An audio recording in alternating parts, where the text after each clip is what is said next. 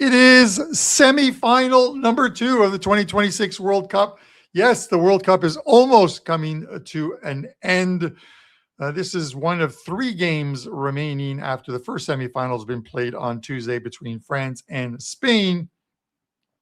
This is England and Argentina, and I've got a free play for you guys.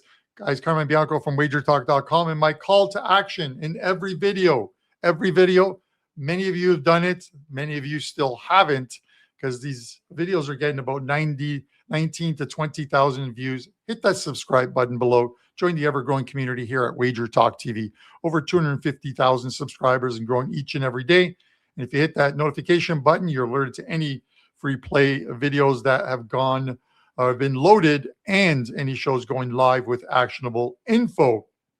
So do us a favor, hit that one, and then drop a comment in the comment section. Some of you guys have come out in full force with the comments. Some of you disagree, some of you agree. I don't mind. That's how a market is created. And then some weird questions like, do I shave my head on purpose? Well, no, I shave it because I had the horseshoe look, and I decided just to get rid of it all. I don't know what that has to do with soccer other than it looks like a soccer ball. But with that said, guys, let's get to this game, and let's get to the odds on this one. England, a favorite in this game, but pretty much there are plus money prices across the board. Plus 160 on England, plus 195 on the draw, a little lower than we'd normally see. And Argentina plus 205. This is the first time they've been a dog in this tournament, and I can't remember a time even in the 2022 World Cup where they were a dog of $2 or more. That's the 90-minute line. As we saw in some of the quarterfinal games, some of the games did go to extra time. And if they go to penalty kicks as well, too, you'd want to play the 2 advance line. If you like a team, you can get Argentina plus 105 or England minus 135, and it includes all results. You're basically betting which of these 2 teams will get to the finals. With that said, this one's being played in Mercedes-Benz Arena, so weather will not be an issue in this one. Obviously, England had the tougher of the 2 quarterfinal games in which they had to play in field temperature of 44 Celsius with the humidity. That's what it felt like for the players. That's about 110, 112, somewhere around there, Fahrenheit, for those of you south of the border. Players talked about having to gear it down at many times late in the first half and even in the second half in order to conserve some energy. It was that hot on the field. I think it was the hottest recorded temperature in a World Cup. Mexico once played in 43 degrees Celsius. All right, let's get to this game, guys. I want to talk about the paths of this one. I'm going to start with Argentina first. I have to say, this has probably been one of the easiest paths I've seen in World Cups over the last 4 or 5 World Cups. Argentina kicks it off in the group stages with Algeria, beating them 3-0, Austria 2-0, and then Jordan 3-1. They rested a few players. Messi came on in the second half of that game, did score. Knockout stages, it's where it's got a little tougher for this Argentina team, and we've seen some deficiencies in their defense. 3-2 extra time win against Cape Verde, a nation with only 525,000 residents and the population there, and they gave Argentina all they can handle in that game. Then the controversial game against Egypt, again winning 3-2, scoring 3 goals in the last 15 or so minutes of that game. VAR making a couple controversial decisions in that one. If you're an Argentina fan, you're good with it. If you're an Egypt fan, you certainly aren't.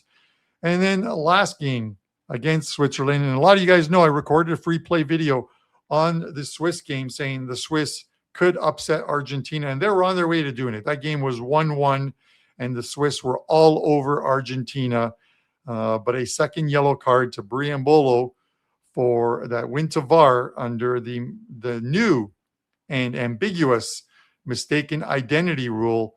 And a yellow card that was given to Paredes was taken back and instead given to Briambolo for diving. So that changed the trajectory of that game. Argentina eventually wins it in the second extra time after Switzerland held them off for 30 minutes trying to get the game to penalty kicks and see if they could win it there, much like they did against Colombia.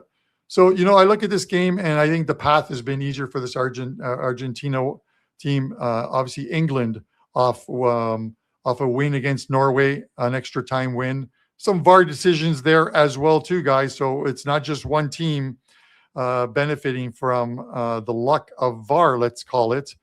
But the game previous to that, a tough game for England. They go to Azteca Stadium. Have to travel there. A game that's 7,200 feet above sea level. At Azteca Stadium, where you're gasping for air in the second half if you're not used to it for the English players. But they didn't. They held on. They played well. They win the game 3-2, despite being down a man for the last 30 to 40 minutes of that game. I look at this one, and I think one of the things that stands out to me here is I'm looking at the back line for Argentina, and there are some mismatches that are bound to happen in this game. Anthony Gordon, who I wasn't impressed with early on, has been playing well. You look at Argentina, and at right back, it's likely to be Molina in that one. Ndoye gave him such a hard time in that Swiss game. He was all over him. Whether it's him, they could very well start with Montiel instead. But those two are going to split the duties throughout the 90 minutes and maybe even more in that game. And I don't like the fact that Anthony Gordon is going to probably get the better of him. And then you look at the other side, and you've got Saka. Saka was phenomenal in that game when he came on in the second half against Norway, creating a lot of space and getting by defenders and into the box. You've got him on the other side.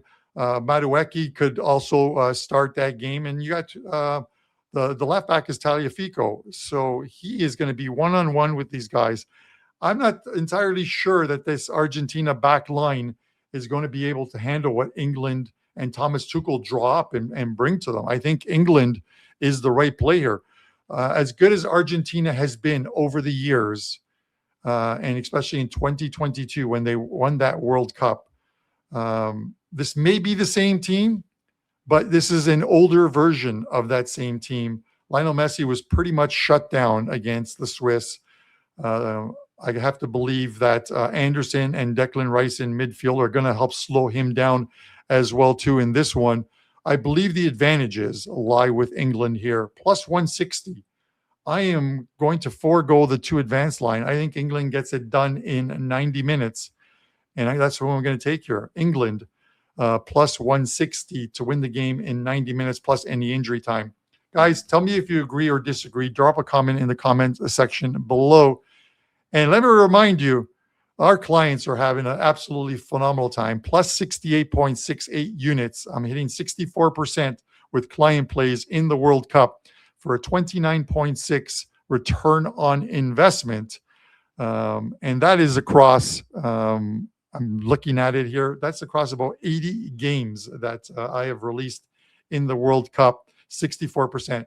Fantastic World Cup for us.